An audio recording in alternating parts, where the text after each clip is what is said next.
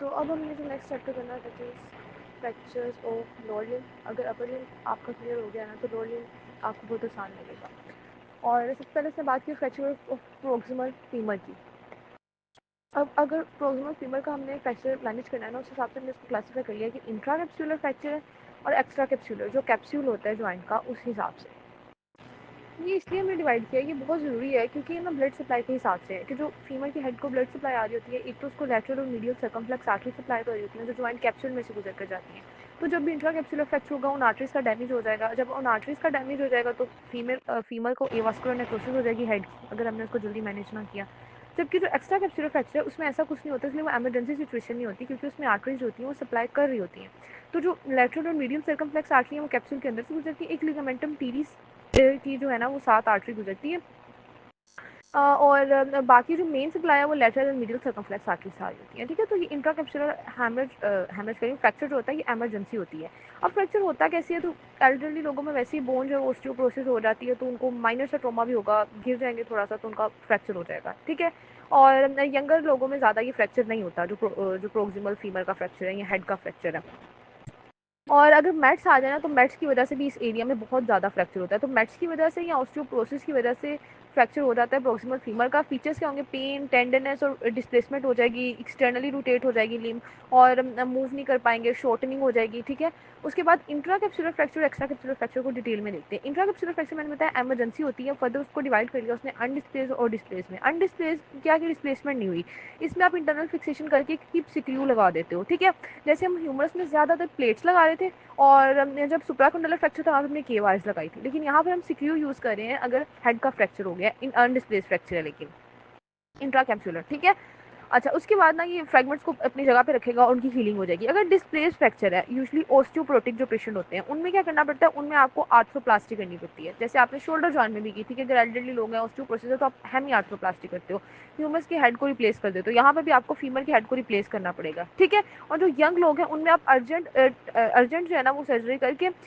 Open reduction और internal fixation कर देते हो। ठीक है, और फिर हिप सिक्यू लगा देते हैं, तो उससे एवास्कुलर नेक्रोसिस नहीं होती। तो यंग में अर्जेंट सर्जरी करके इंटरनल फिक्सेशन और ओपन रिडक्शन और इंटरनल फिक्सेशन, लेकिन एल्डरली में आर्थ्रोप्लास्टी। तो ये सेम वैसा ही नहीं है ह्यूमरस के हेड की फ्रैक्चर की तरह, और जैसा वहाँ पर था बिल्कुल वैसे सेम टू सेम वही चीज़ें हैं। एक्स्ट्रा कैप्सुलर जो फ्रैक्चर होगा इसमें क्योंकि एवास्कुलर नेक्रोसिस नहीं होती तो ये इमरजेंसी नहीं होती, इसमें जो आप स्लाइडिंग का मेथड यूज़ कर सकते हो, आप बाद में हिप से क्रू लगा के प्लेट्स लगा सकते हो। ठीक है, मतलब इसमें भी करनी इंटरनल फिक्सेशन ही है, सिक्रू लगा दो या प्लेट्स लगा दो, वो फिर आप उस तरह से उसको मैनेज कर सकते हो। अब आ जाइए सब ट्रोकेंटेरिक फ्रैक्चर। सब ट्रोकेंटेरिक वो वाला एरिया, आपने अगर फीमर की नोट में आपको याद हो वहाँ पे ट्रोकेंटर होते हैं, तो उनके उनके डिस्टल जो एरिया होता है उसको सब ट्रोकेंटेरी कहते हैं।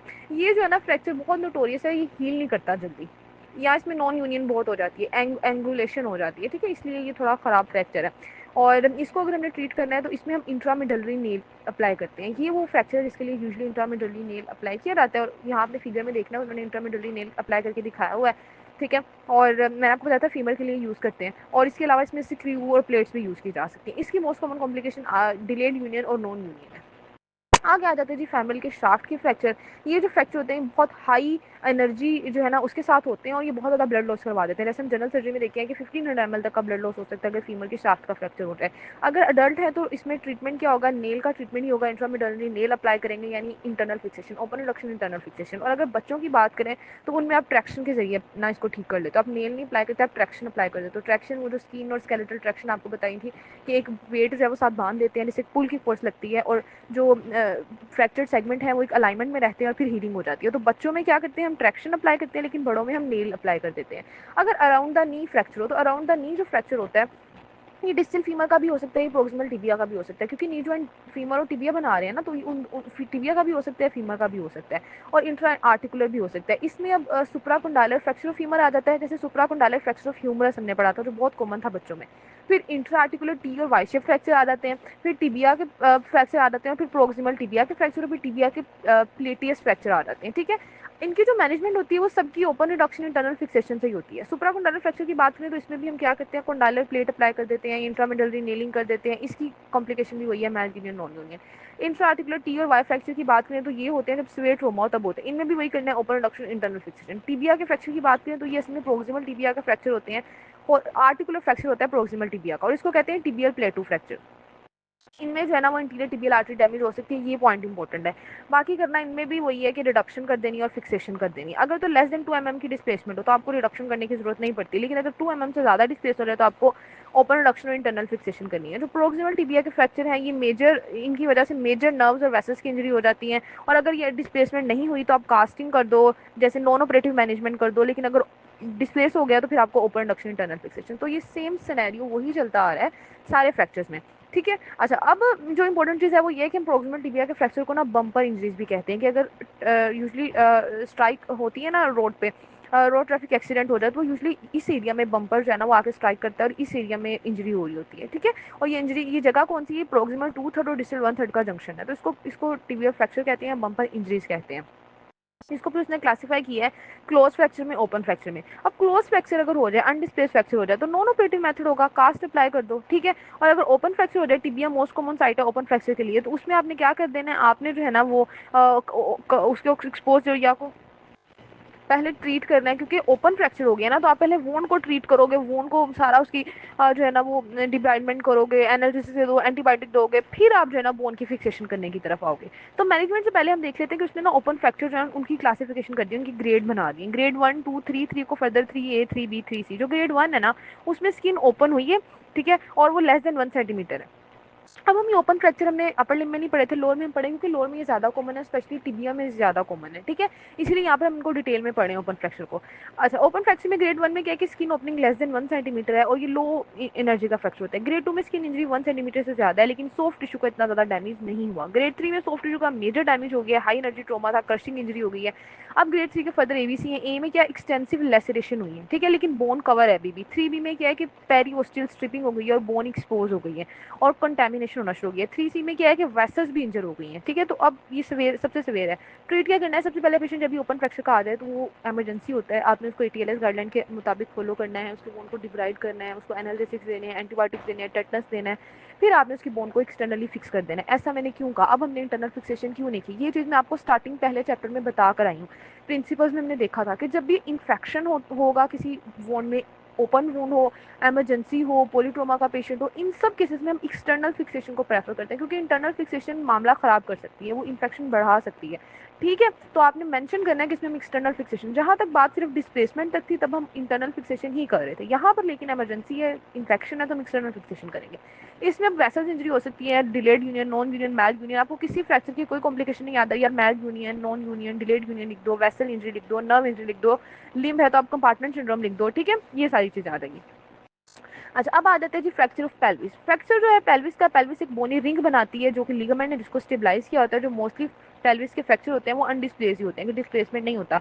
और जो भी फ्रैक्चर आपको पता है अनडिस्प्लेस, उसको हम कंजर्वेटिव मेथड से यूज करते हैं। कंजर्वेटिव मेथड क्या? ट्रैक्शन अप्लाई कर देते हैं, स्किन ट्रैक्शन, स्केलेटल ट्रैक्शन जो हमने देखी थी, या कास्ट अप्लाई कर देते हैं, स्प्लिंट अप्लाई कर देते हैं, ये सारे हमारे कंजर्वेटिव मेथड है, ये नहीं मोबिलाइज कर देते हैं बोन को।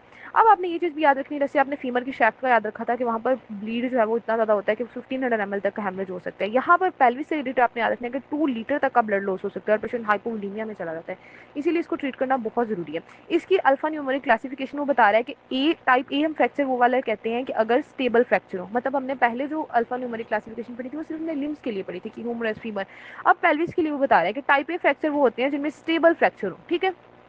टाइप बी होते हैं जिनमें फ्रैक्चर जो है वो रोटेशनली अनस्टेबल है, मतलब आप जो है ना वो रोटेट नहीं कर सकते, हिप जॉइंट पे ना रोटेशन की मूवमेंट नहीं हो सकती, तो वो है आपके पास टाइप बी। इसमें एक एग्जांपल ओपन बुक फ्रैक्चर किसने दिया कि ओपन बुक फ्रैक्चर उसको कहते हैं जिसमें प्यूबिक सिम्फिसिस सेपरेट हो जाता है, तो उसमें भी रोटेशनल इमोबिलिटी आ जाती है, तो वो टाइप बी है। टाइप सी है इसमें वर्टिकली अनस्टेबल है, ठीक है, फ्लेक्शन एक्सटेंशन नहीं हो सकती, तो वो टाइप सी है। अब इनकी मैनेजमेंट कैसे करनी है? पेल्विस का अगर फ्रैक्चर हो जाए उसको कैसे मैनेज करना है? क्योंकि मेजर फ्रैक्चर है, इसमें बहुत ज़्यादा ब्लड लॉस हो जाता है, आपने ATLS गाइडलाइन करके फॉलो करनी है, पेशेंट की हाइपोटेंशन को कंट्रोल करना है, उसको हेमरेज को रोकना है, ब्लीडिंग को रोकना है, साथ उसको रिससिटेट करना है, जो एसोसिएटेड इंजरी उनको मैनेज करना है कि एब्डोमिनल ऑर्गन की इंजरी है, स्प्लीन की इंजरी है, जिसकी इंजरी है वो मैनेज करना है। अगर आपको लेप्रोटमी करनी पड़ रही है किसी एब्डोमिनल विसरा के लिए, जैसे आपको पता है ना कि हम फास्ट स्कैन करते हैं, अगर हमें कहीं फ्लू नजर आ जाए फिर अब पेशेंट अनस्टेबल हो तो फिर हम उसकी लेप्रोटमी कर देते हैं, तो अगर आपको फ़ौरन से लेप्रोटमी करनी पड़ी और आप अभी पेल्विस के फ्रैक्चर को मैनेज नहीं कर सकते, पेशेंट को विसरा की इंजरी ज़्यादा है, तो आपने तब तक पेल्विक बाइंडर अप्लाई कर देना है कि जो पेल्विक का फ्रैक्चर है जिसमें हीमाटोमा बन रहा है वो एक्सपैंड ना करता जाए और ये ना हो जाए कि बाद में आप जो है वो इसको ठीक ही ना कर पाओ। और अगर आपने पेल्विक बाइंडर अप्लाई नहीं किया तो ये एक तो ब्लीड करता रहेगा और हीमाटोमा इतना बड़ा हो जाएगा कि सर्जरी के बाद लेप्रोटमी के बाद आप एब्डोमेन को बंद ही नहीं कर पाओगे। इसीलिए ये बहुत जरूरी है कि पहले आप जल्दी से पेल्विक बाइंडर अप्लाई कर दो, फिर पेशेंट की इमरजेंसी लेप्रोटमी करो। ठीक है, ये तो हो गया ना कि जनरली हमने पेशेंट को कैसे डील किया। अब स्पेसिफिकली पेल्विक फ्रैक्चर की मैनेजमेंट किया है, तो अगर तो स्टेबल फ्रैक्चर है तो उसको कंजर्वेटिवली ट्रीट करो। अगर अनस्टेबल फ्रैक्चर है तो उसमें आप सर्जिकल फिक्सेट करो, यानी इंटरनल फिक्सेशन और ओपन रिडक्शन। प्लेट इसमें अप्लाई कर देते हैं। ओपन बुक फ्रैक्चर के केस में प्लेट अप्लाई की जाती है। अगर प्यूबिक सिम्फिसिस का डिस्टेंस ज़्यादा हो 2.5 से ज़्यादा ना तो फिर प्लेट अप्लाई कर देते हैं। कॉम्प्लिकेशन इसकी भी वैसी ही है। और इसमें एक यूरिथ्रल इंजरी की आपने ऐड कर लेनी है कि पेल्विक जो इंजरी होती है ना वो यूरिथ्रा इंजरी करवा सकती है। ये हम यूरो में भी पढ़ेंगे। हाइपोवोलेमिक शॉक हो सकता है क्योंकि 2 लीटर तक का ब्लड लॉस है। आपने अगर सही से रिससिटेट नहीं किया तो पेशेंट शॉक में जा सकता है और आर्थराइटिस हो सकता है। तो ये इंपॉर्टेंट टॉपिक है, इसलिए मैंने आपको डिटेल में करवा दिया। आपने इसको अच्छे से रीड करना है। फ्रैक्चर ऑफ पेल्विस ये इंपॉर्टेंट है।